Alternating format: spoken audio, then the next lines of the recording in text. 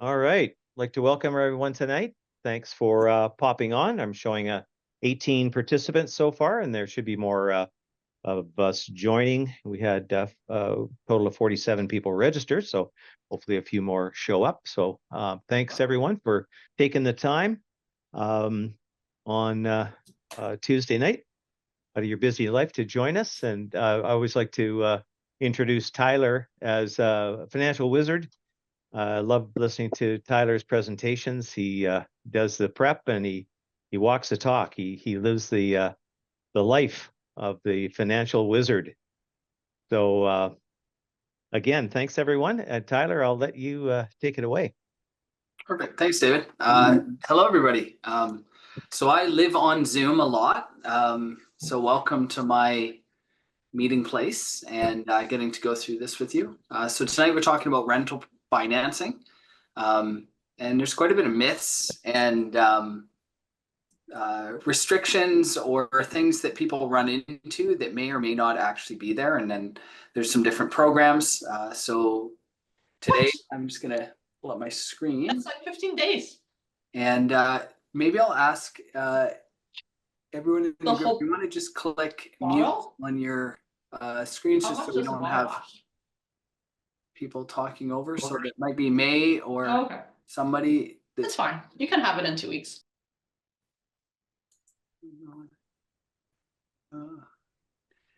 So anyways, today we've got some things that I'm going to go over. I'm going to share my screen real quick. This is just a little overview, and I'm actually going to start with so I'm a mortgage broker, own a company called Designer Capital with some partners. We're based out of Victoria, BC, and we're registered in BC and Alberta. We have two teams. We have a separate division that does commercial financing and a separate team that does residential. And I've been at this for 20 years, specializing in more complicated files. And how I arrived here was I was hired to work for the Bank of Montreal 20 years ago. I was selling shoes, and I sold shoes to the vice president of the Bank of Montreal. And she offered me a job. I sold her some really expensive shoes.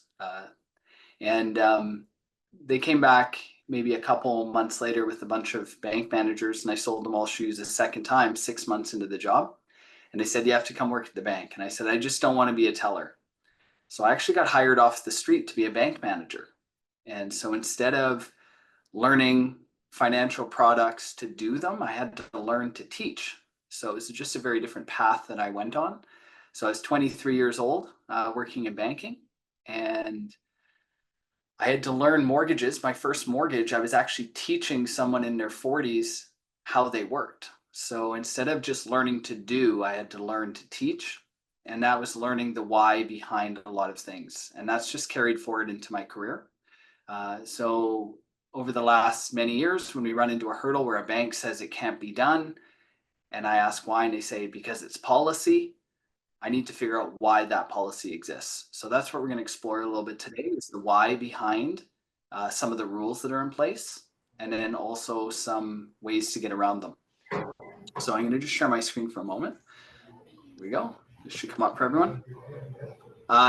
This on your Zoom should be full page, a little white presentation. If it's not showing up full page or you're joining from a phone, you can click on it to pin it to your screen.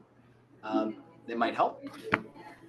So this right here is just the group of companies that we work with. So Designer Capital is our mortgage company. We also are involved in the insurance business and life and disability, the cybersecurity in the financial space, and Envision Developments, which is land use consulting and helping people to design multifamily projects on their property. So tonight, we're going to go through investment property financing, residential properties, which are 4 units or less, the differences between credit unions and banks and where to get financing, the difference in ownership between personally owning it, and you may have heard of owning real estate in a company or a holdco. So we'll talk a little bit about that. We're going to talk about commercial investment properties. These are properties like industrial. We'll go through the different types and just generally how the financing works. And then we're going to get into residential multifamily. So this is purpose-built rentals of 5 units or more. And we're going to talk a little bit about conventional financing as well as financing through CMHC. So CMHC is the Canadian Mortgage and Housing Corporation. And you may or may not know this. They're most widely known for helping first-time homebuyers buy property, where you can buy with less than 20% down, and you can buy a home under $500,000 with only a 5% down payment. But CMHC is also in the business of helping developers build rental housing. So units of 5 units or more, and they can be financed up to 95% of the purchase price. So we'll talk a lot about that and how that works. So to start with, we're going to go through kind of residential financing and talk about some of the myths and pros and cons on there. And we have some tools that I have to kind of do some demonstration work a little bit. So lots of different places. This chart, I've shared this in past events. If you've been at it or we've had a meeting recently, you've probably seen this chart. This chart splits out all the different, the main lenders in Canada. There are more than this, but this is predominant list of all the lenders in Canada. The first column, BMO, RBC, CIBC, National Bank. These are all the lenders that work directly with clients. So if you want an RBC mortgage, you have to get it from an RBC employee. So you have to go to RBC and they'll sell you an RBC mortgage, but an RBC employee can't sell you a CIBC mortgage or a National Bank. So each of these individual banks, they only sell their mortgages directly to clients. This middle column are lenders, banks, credit unions, and foreign-owned banks that have a direct sales force. You can go to Scotiabank and get your mortgage yourself, or they pay mortgage brokers a commission to sell their products. So Scotiabank, TD, Manulife, HSBC, bunch of credit unions across BC and Alberta, and foreign-owned banks. You can either go direct or you can get them through a mortgage broker. And this third column are mortgage finance companies at the top of the list. Some banks and alternative lenders, higher risk alternative lenders going into C, and private lending down at the bottom. All of these lenders, they require a mortgage broker to be the intermediary, someone to identify you, collect your documents, share their disclosures with you, etc. So to get access to these products, they have to be purchased or sold by a mortgage broker to give you access to those. So lots of different options. On this list, there's some very big differences between how these lenders look at rental property financing, and we're going to explore that together. So we have a little worksheet, Excel calculator that we use to kind of model some of the differences of these lenders. And when it comes to rental financing, there's a really big difference between credit unions and banks.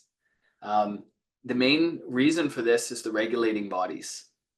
So credit unions, Van City, Island Savings, Coastal Community Savings, Ladysmith District Credit Union, Community Savings. Those are some for all the Victoria people joining us that you may have seen around town.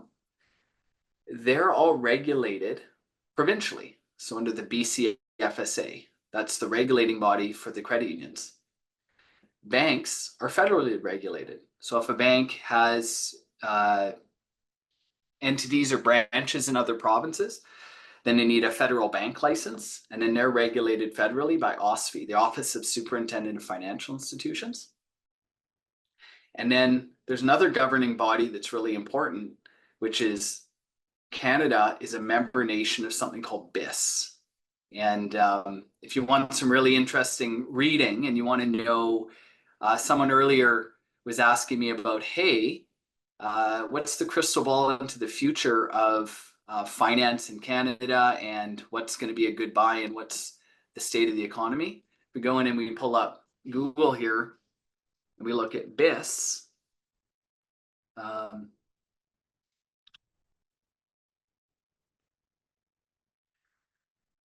And where we just go into BIS into Google just in general.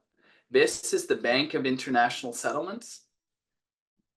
And this has got some really interesting reading. They're the regulator for all the countries around the world that want to do international banking. So Canada, the US, Australia, UK, etc.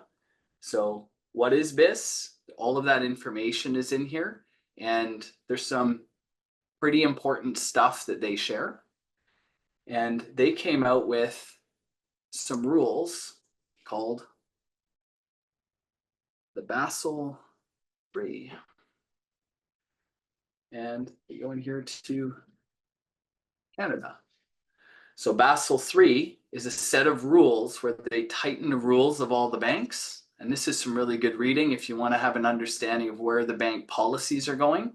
They're driven by the Bank of International Settlements and the Office of the Superintendent of Financial Institutions have come out with new rules called Basel III. These rules then impact the policies of the banks and potentially at the provincial level, the BCFSA. So Basel III, when they tighten their rules, then they come out and then they say, OSFI, you need to make the banks change their rules to fit. This comes out first, and then the banks follow the rules second. And then the provinces kind of follow the rules third. So when it comes to financing, we sometimes find credit unions have more flexibility because the rules haven't tightened as much at the provincial level that they have at the federal level or that they have at the international level. One of the things about credit unions that makes them a little bit different is credit unions only lend to those who reside in their lending areas, normally where they have branches, and banks lend across the country. So for example, if a bank was lending money and they're lending in BC, there's different vacancy rates. On Vancouver Island, we've had vacancy rates around 1% for the last 15 years. And in other cities like Edmonton, the vacancy rate 2 years ago was 7%. Well, there's a big difference between having a rental property in Edmonton, where when you put it up, you might have to do a paid advertisement to even get someone to respond to your rental at a 7% vacancy. Where for anyone who's had a rental suite here in BC, you put it up for rent, you get 40 people applying basically moments after you put it up. So it's a very different impact when there's different vacancy levels. And if a bank has to have its rules federally across the whole country, they're going to have probably to have tighter rules to represent the communities with higher vacancy rates, because they're going to have the same rules in Edmonton as they do in Victoria, where the vacancy rates and the amount of rents and the reliability of tenants are very different. And some highlights: use and calculation of rental income. Some credit unions don't have stress tests, and non-mortgage debt payment calculations can be different, and maximum number of rentals. So let's quickly look at a case study. So this is a sheet here. It's a little bit small on some people's screen, but I want to share the whole side. So over here on the far left-hand side, there's these two giant green blocks.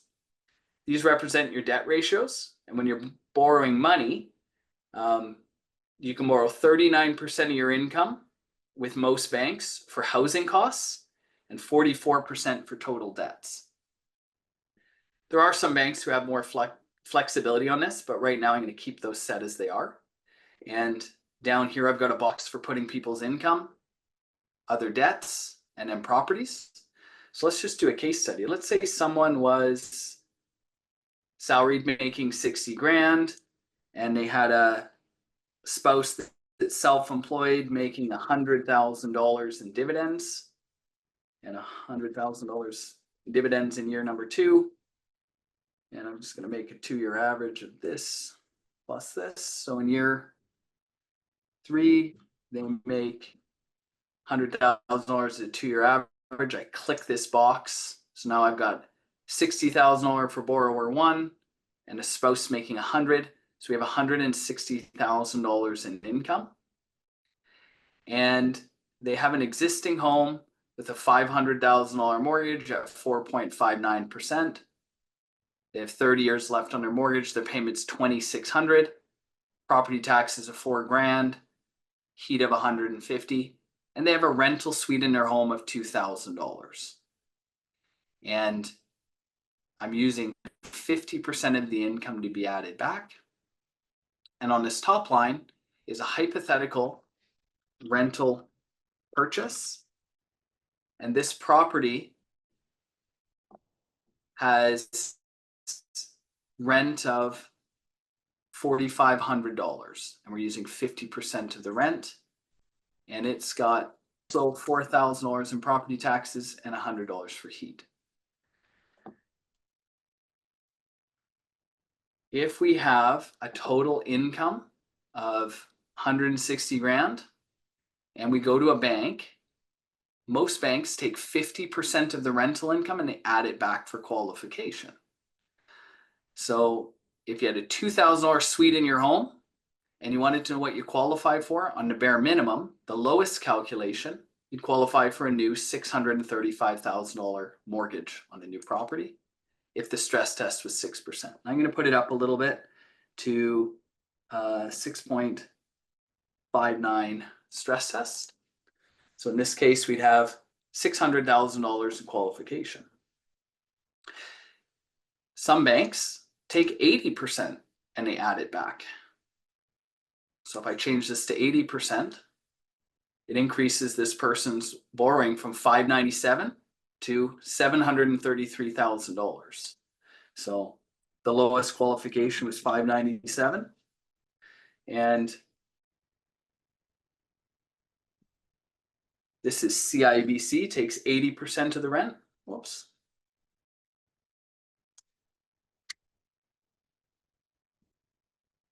And let's say over a lender that's taking 50% of the rent, CIBC would lend $136,000 more. Then we have some banks who do, Scotiabank takes 50% of the suite in your home. And they do a 50% offset, but they don't count the taxes or the heat. And they would give that same person $865,000 or $268,000 more in borrowing power. So if you went into Scotiabank, you'd get a very different number for your maximum mortgage than if you went into CIBC. It's $268,000 versus a lower number. Then we also have credit unions that don't count the taxes or heat, and they would be 100% add back on your home, and they don't count your taxes and heat on your home when there's a suite, and they take an 80% or a 75% offset on the new property, and they would qualify the same person for $1,137,000 or $540,000 less than the minimum. So when it comes to financing a rental property right off the bat, that's quite a bit more. On this list here of all these lenders that we have, some of these banks, like Van City, they don't work with mortgage brokers. So if you're going in and you're asking, hey, I'm going to go to a mortgage broker because they have more choice than going directly to BMO or CIBC, when you're going to get your advice, what is the treatment of rental income that they're using? And that could be a limiting factor. So it could be a policy-driven information that you're getting from the person giving you the advice. But here's some of the lenders. So Van City doesn't work with mortgage brokers. They used to, but they've decided to sell their mortgages directly to, they take 90% of the rent and they subtract it off the qualification. And they count property taxes and heat. And where one lender would give someone a $597,000 max with this same information, they would approve them for a $1.3 million mortgage, $715,000 more than say TD taking 50% of the rents from each option. So right there, looking at local credit unions and their options and their treatments of rental income is a $715,000 difference between qualifying. Now, going down to someone's income and looking at this a little bit, self-employed borrowers, in this case, I've got somebody who's incorporated and I'm guessing that they make $100,000. They have a company and they pay themselves $100,000 in salary or dividends 2 years in a row. Most banks take a 2-year average of that. But there's a bunch of banks who will also look at the amount of income left in a corporation that someone might make.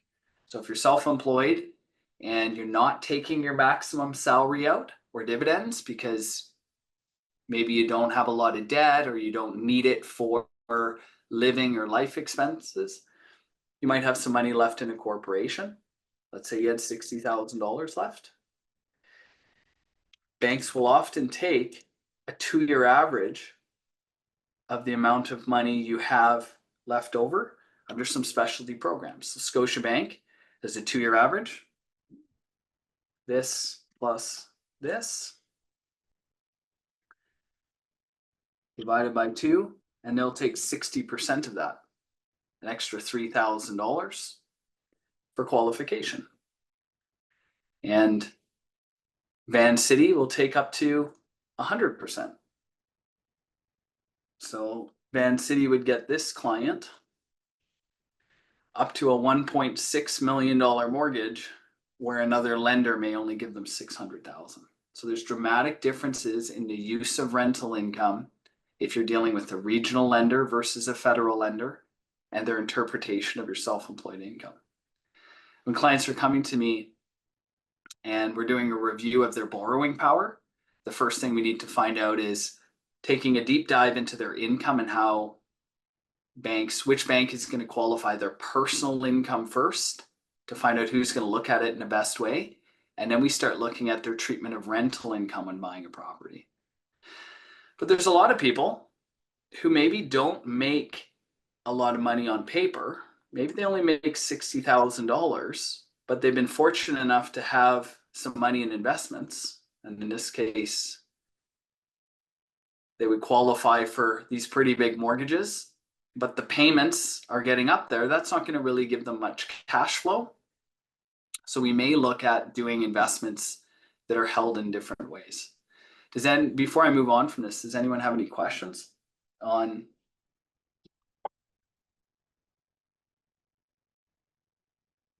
Yes, David. I was going to ask you, is the stress test still done? Like, I heard somewhere that they scrapped the stress test, or is it going away at some point? Got it. Great question. So the stress test on a mortgage renewal. So when your mortgage is coming up for renewal, you're at the end of the term. When there was a stress test and you wanted to switch banks from TD to Scotia, TD, to just simply sign the paper and renewal, you didn't have to re-qualify. And if you wanted to move to a new bank, you not only had to qualify, but you had to qualify at 2% above the rate that they were giving you. So they were at a dramatic disadvantage for qualifying. What's happened is the federal government clarified that if you're not asking for any new money and your mortgage comes up for renewal and you want to move to a new bank, the new bank does not need to use a stress test. You still need to collect their income and documentation to make sure that they qualify, but they're qualifying at the actual rate that they're getting. The stress test impacts your qualification by about 20%. And that removing that stress test increases your borrowing power by 20%. So let's chat about some lenders that really have some superpowers when it comes to rental property financing. So let's say you wanted to buy a second home. You had an existing mortgage of 500 grand.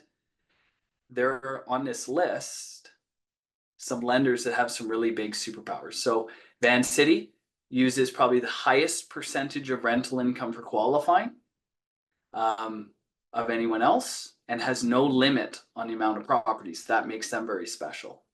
Another lender that has really big superpowers is Interior Savings. So Interior Savings has a rule where they don't need to use a stress test. So they can use the regular rate. Unfortunately, when they use their no stress test product, the interest rates on their mortgage are a little bit higher.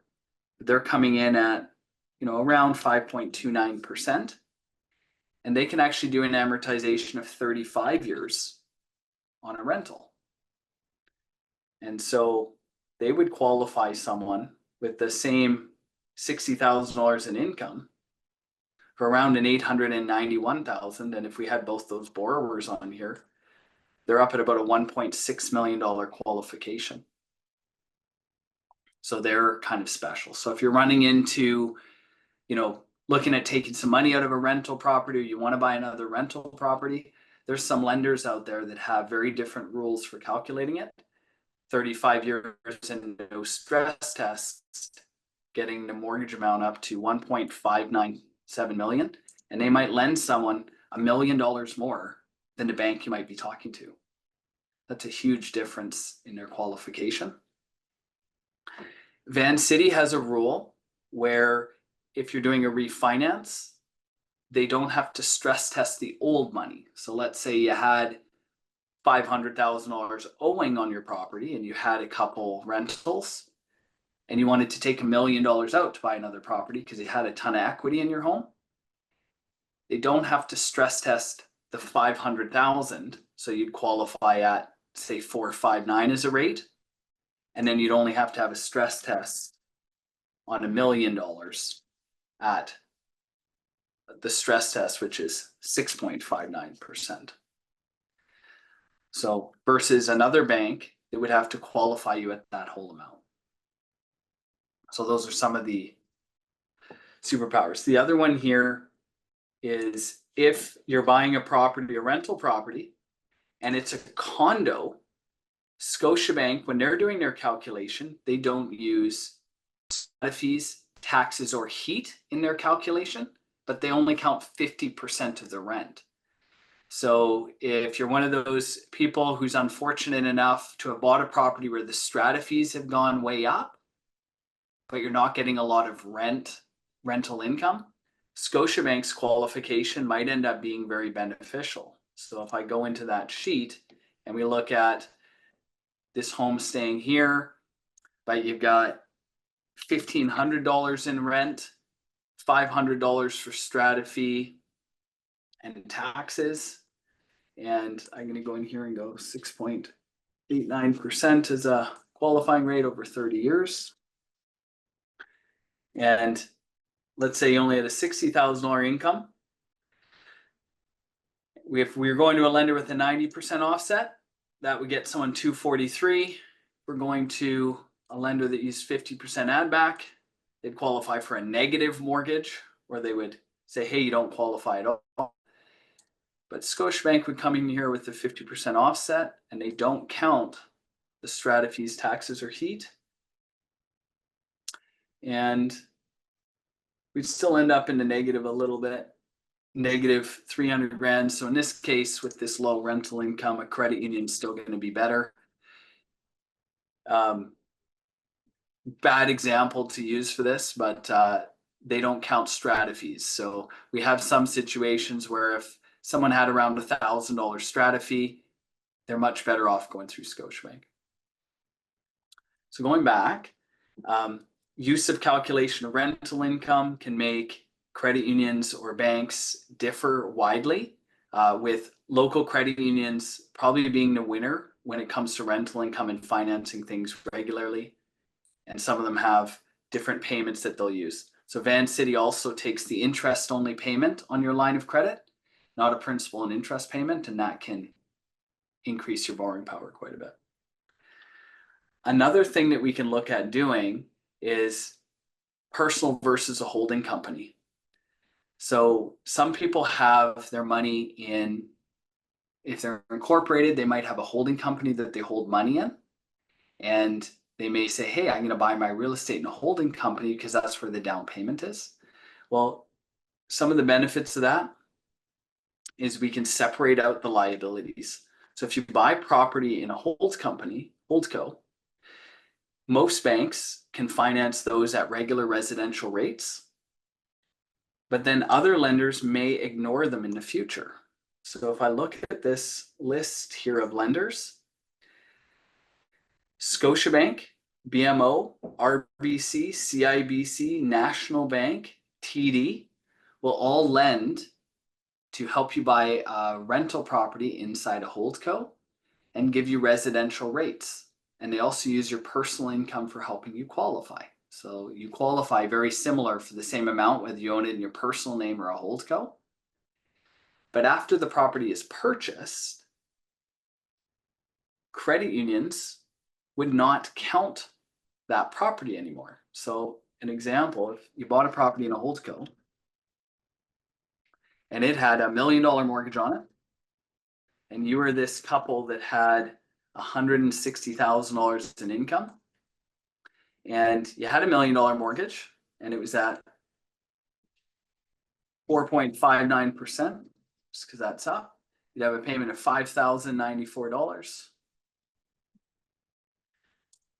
Say it was about $6,000 for your property taxes, $150 for heat, and let's say you got $6,000 in rental income from that property. And we're gonna go in here and go 80% offset. So if you're holding that property there and you have your primary residence, when you finance this and we look at going to other lenders, credit unions don't often count this debt as if you own it, and it's as if it disappears and gives you more borrowing power. So with this property here, you qualify for $500,000 for an additional purchase later on. But if you look at structuring some of your assets in a holding company, and we then go to a credit union for your next purchase, but we finance the holdcos through a bank, when we end up removing those, it increases your borrowing power by about $150,000. So sometimes we interchange banks and credit unions for putting together a portfolio of property ownership. Right now, however, it hasn't made a lot of sense to buy residential properties as rentals in the province of BC. Most of them have had, if you put on a mortgage or you put a 20% down payment, they're losing money on an income basis. And in order to make, normally you buy a rental property because you want to make cash flow. We haven't been seeing that for the last 2 years since prices went up and then rates have gone up as well, that people aren't making positive cash flow. So for people financing rentals, trying to figure out maybe how to take equity out, we can explore rental policies through credit unions to see if we can get you access. But for most people, we're actually moving away from residential real estate and into commercial investment properties to get a yield on your investment. Now, when it comes to financing commercial investment properties, they're very different. So they don't look at your personal income for qualifying, and instead they want to see the property qualify for itself. So commercial investment properties, some examples of those would be mixed use, which is properties that have more than 30% non-residential in them. So maybe a ground floor of commercial, 2 or 3 tenants, but they can sometimes have residential property above, office space, retail, industrial, and multifamily. Although we're going to cover multifamily in more detail later, because that's a big part of the presentation tonight. How does commercial financing work? Well, as I was saying, they ignore your personal qualification. So they don't look at your personal income and your personal debts. You could have very low personal income and a very high mortgage, and the bank could say, hey, you don't qualify to buy any more residential property, but it shouldn't impact your ability to buy commercial property. There's some different calculations that are required. Normally they want to see that you have net worth. They want to see normally about 40% to 50% of the loan that you're buying. So if you're wanting to borrow $1 million, they want to see that you have an outside net worth of $500,000. And that can be in equity and other real estate. And that you have some experience in managing tenants or in something that would relay well. If you've never owned a rental property, they might say, hey, we want you to hire a property management company that has experience renting it. What we're going to go through real quick is a really important calculation. The qualification is based on net operating income, or NOI. And then they want to see that the property can cover itself, which is referred to as a DSCR, or a debt service coverage ratio. So what is NOI and DSCR? So when you're buying commercial property, the simplest way to understand this is something called a triple net lease. So when you're buying, let's say, a warehouse or a commercial space, you can rent out the property in a couple different ways. And one of the ways that people rent it out is a lease called a triple net lease. And that's where the tenant pays a base rent plus all of the expenses related to the property. So the way that you calculate the net income from that property is simple. The NOI is you take the triple net lease, and the only thing you need to take off is the vacancy rate. So for example, if you had $5,000 in triple net income, you take off 5% vacancy rate, and you have a net operating income of $4,750. Another type of lease, this is more similar to how residential leases are written up. Your tenant pays a gross amount of rent, and then you as the landlord tend to pay some or all of the property related expenses. So in a rental arrangement where the tenant pays rent and the landlord pays all the expenses. So the NOI in these cases, the lease income minus vacancy, and then minus the operating expenses. So for example, $5,000 in rent, minus 5% vacancy, minus $1,250 for the property taxes, insurance, utilities, repairs, maintenance, etc., leaves you with an NOI of $33,500. This is important because sometimes when you're looking at commercial property listings, you need to know whether they're talking about a triple net lease, $5,000 a month. That would mean about $4,700 in rental income left for making your mortgage payment. Or if it's a gross rent and you're expected to pay the other expenses, because that leaves you with a lot less rent. The way commercial lenders look at these properties, they want to see the NOI, the $3,500 and the $4,750, cover at about 120% to 130% of the loan amount, meaning they want to see you with positive cash flow. So an example of a 1.25 debt service coverage ratio, which is the halfway between the two, they want to see an NOI of $1,250 for every $1,000 of debt payment. So if you had a triple net lease of $1,300, you'd have around $1,000 of mortgage that it would cover. On commercial standard property of those asset classes, other than multifamily, standard amortization is 25 years. The rates are between 5% and 6%. So for example, a $1 million commercial loan at 6%, over 25 years would be a payment of $6,398. So if you were looking at a property that you wanted to get $1 million mortgage on, you'd need it to show that it had an NOI of at least $7,998. So a triple net lease in place of $8,000 to be able to service $1 million mortgage.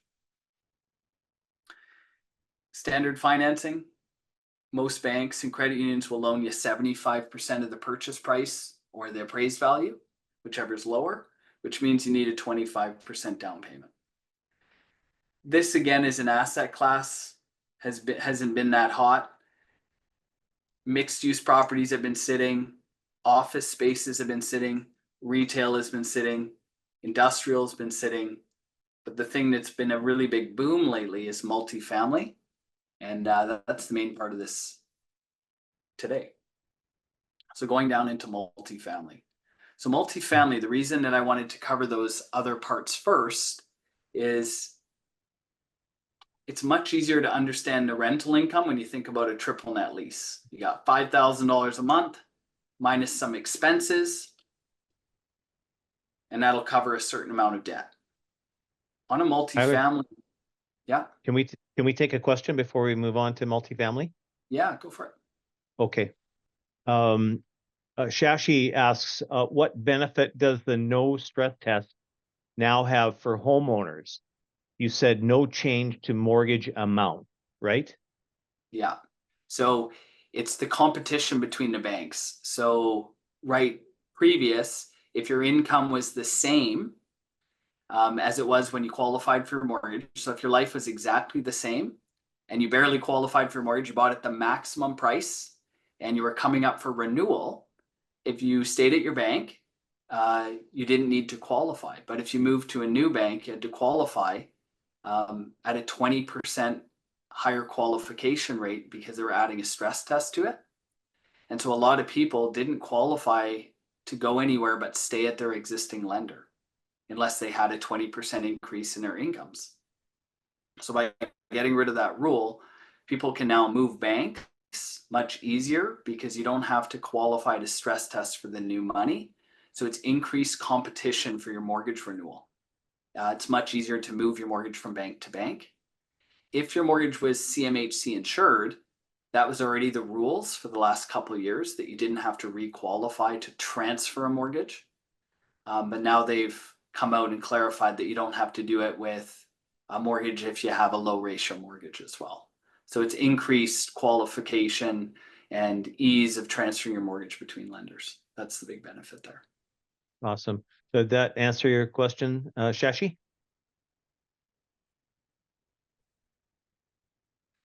We'll assume it did. He'll respond, I'm sure. Okay. Thank you, Tyler. So the meat and potatoes of today is multifamily financing. So the government's come out with a program that's pretty cool. Before, when you bought an apartment building, it was an asset that was restricted for really only the rich because you needed a big down payment on an apartment building. You thought coming up with 20% down on a house was a lot of money. Think about coming up with 25% of an apartment building. So a $10 million apartment building, you needed a 25% down payment or $2.5 million. Way out of reach for your average person. And it had to have really good cash flow in that building for you to get the mortgage of 75%. Because on a conventional, without CMHC, they wanted to see the building cash flowing at 120%. They'd finance you up to 85%. And they gave you 30 years to make the payments on it, which was tough to do and tough to find property. So a lot of rental apartment buildings were selling between large groups and funds called REITs, real estate investment trusts, which was a pool of money, sometimes traded on the stock market, sometimes privately held, where they sold apartment buildings between each other. And they were the biggest landholders. CMHC has had a standard rental program for a long time, and they would finance up to 85%, which made that a little bit more achievable. So if someone wanted to buy a $10 million apartment building, they needed $1.5 million down instead of 2.5, narrowing the gap. And they would allow 40-year amortizations, which made the payments lower, which made achieving those better. And the interest rates are lower, 3.75 to 4% versus standard rental housing, which is 4 to 5. So that they start to cash flow and it starts to make sense. CMHC's recently changed this program that if you buy a new build or you're building a new construction building, you can go up to 50-year amortization under their standard program, which makes the payments much lower. But the hot topic is a program called CMHC MLI Select. And it is, all you type into Google is MLI Select, and it'll take you to the CMHC website. Oh, bad gateway, interesting.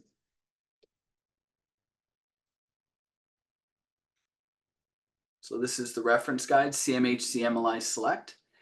And it stands for Mortgage Loan Insurance Select. but it's a new set of parameters to make incentivize developers to build more rental housing and to incentivize people to buy them and also to comply with the program. So it basically has some different points so that if you score different points, you get different qualification on your building. And we'll go into those in a minute. But right here is my presentation. So on a $10 million building, they can finance up to 95%. So to buy a $10 million apartment building, you only need a $500,000 down payment. That's less of a down payment than people need to buy a $1.5 million house in Victoria in a lot of cases. You know, you put down a $500,000 down payment, you get $1 million loan. The house you buy might not cash flow. But this government programs come out where they'll finance 95% of the purchase or building of an apartment building. So as little as 5% down. Again, the property has to cover itself, so the down payment is restricted to as long as the property covers. The coverage ratio is 1.1%, so it means it's easier to qualify. And they use 27% expenses for a new building and the actual expenses if it's existing. And the rates are as low as 3.75 to 4%. So if I go into this calculator here for this example and I make this a little bit bigger, and let's go into Zoom view, Zoom 200%. So I'm going to go over to this calculator here. We'll look at these payments. If you had a let's just use $1 million payment for comparison. $1 million loan on a rental property residentially, 4.59% over 30 years would be about $5,095. If this was a CMHC insured loan on an apartment building,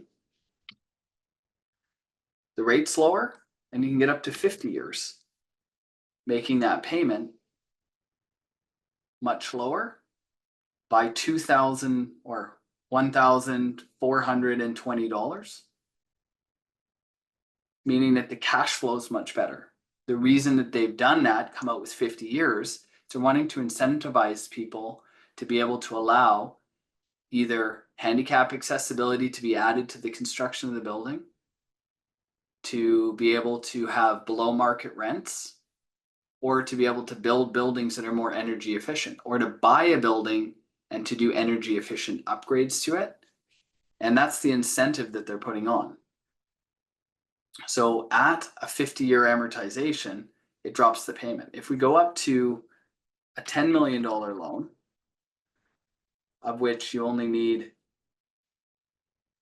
technically $500,000, and I'll get into some of the other qualification in a moment, and the rate's 3.75, the payment's 36 grand, which we'll talk about what type of rents you'd get out of a $10 million apartment building, etc. But that's kind of where we're sitting, it's $36,000. Whereas before this program was introduced, interest rates right now would be about 4.85%. And traditional banks like to give a max of 25, 57,000. So we're talking about a $20,000 difference in the qualification or the cash flow of an apartment building. So this new program is revolutionizing the rental and the apartment building program, being that when you go from 25 years to 50, and it's insured by the government, so the bank doesn't take any risk on the interest rates, it's improving the cash flow by so much that these assets all of a sudden start to work again with, if you're buying an existing building with lower rents, you don't need to increase them because with the government insurance and longer amortization, these assets are still cash flowing. So going back into the presentation a little bit. So MLI Select, it has some requirements. So in order to qualify, a property needs to have some social outcomes. affordability, energy efficiency, or accessibility. And each one of these has different points that you achieve. And I just want to go to the Better MLI site here. So I'm just going to make this bigger.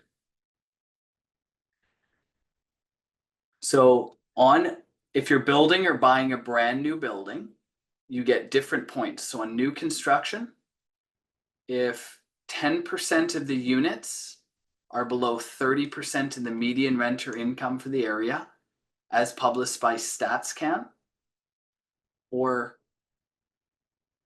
level 2, 15% of the units gets you 70 points. And if you had 25% of the units, gets you 100 points. For existing properties, so like, let's say you found a 20-year-old apartment building, the thresholds are higher. They want to see 40% of the units to get 50 points. So in a 10-unit building, they'd want to see 4 of the units at 30% of the median renter income. The median renter income, there's a tab, I'm not going to pull it up right now, but it shows all the different cities across Canada and what the rental incomes are. And in Victoria, the median renter income's $40,000. And 30% of that works out to around $1,222 a month. So if you're buying an old building in Victoria and the rents in the building are $1,200 or less, and 40% of them, 4 to 10, are below $1,200, then you get 50 points for that building. On existing properties, affordability doesn't normally work all that well, but on a brand new building where you only have to do 10%, so 1 out of 10 units, you'd rent at $1,200. And it can be any size unit. So a studio that's 500 square feet, they would normally rent for $1,600. You could discount your rent to $1,222, and that would get you 50 points in the program. Energy efficiency, if you're building to 20% better than the National Building Code, 25% or 40 points gets you different points. If you hit level 3, it gets you 50 points. Existing properties, if you improve a 40% decrease over the current baseline, you get 50 points. So with older buildings, most people are targeting doing energy efficient upgrades, because if a building isn't very efficient, let's say it has an old boiler, old windows, incandescent lights, and you just go in and put LEDs in, maybe replace some leaking single pane windows, it's very easy to increase or decrease the current baseline by 40%. One person, it was just doing LED lights and replacing 3 single pane windows for a total of $12,000 in improvements to get a 40% increase for the points. And then handicap accessibility, 20 points for hitting level 1 and 30 points for hitting level 2. Then this talks about what you get. So on an existing property, if you hit 50 points, you can borrow up to 85% of the purchase price and have 40 years to pay it off. If you hit 70 points, you can borrow up to 95% and you have 45 years. And if you hit 100 points on an existing building, you get 95% financing and have 50 years to pay it off. On newer buildings, so in Alberta, there's a lot of these where people build them and put them up for sale before they're complete. And in Victoria, with the missing middle, there's probably going to be a lot of sixplexes going up. Minimum 50 points, you get the full 95%. So with only hitting 50 points, you still only need 5% down and you get 40 years. If you hit 70 points, it's 95. If you hit 100 points, you get 95% financing in 50 years. What this is allowing is, for example, you could build a brand new sixplex, hit step code 3, which gets you 50 points, and they'll give you 95% of the cost of the project and 40 years to pay it off. Now, 40 years might not be enough to get the full 95%. You might need to put 6 or 7% down to pay it off over 40 years and have it cover itself. Or you might look at, hey, maybe I'll make some of the units handicap accessible and I'll get 45 years and then I only need 5% down. So if you're building or buying new, we can help analyze what program and how many points fit. And if you made 10% of the units affordable and hit step code 3, then you get 100 points for doing that. And you get 50 years on a building, making these cash flow right away. What we did was we put together a little bit of a calculator here just to show an example of a building. So this is a tool that we use to underwrite buildings. So we have a whole bunch of things when we put together these applications. So we fill out how you own it, the CMHC fees, the timeline of applying for financing. This is someone building it. These are all the costs that this person's spending to build it. All personally identified data has been removed from this, but in this case, this person's building in a $11 million apartment building with 13% down. They're not actually putting 13% down. They just bought the land and it's gone up in value. So they're actually building this with no new money in. They just bought the land for 500 grand. And now the land is worth $1.2 million, which is increased in value.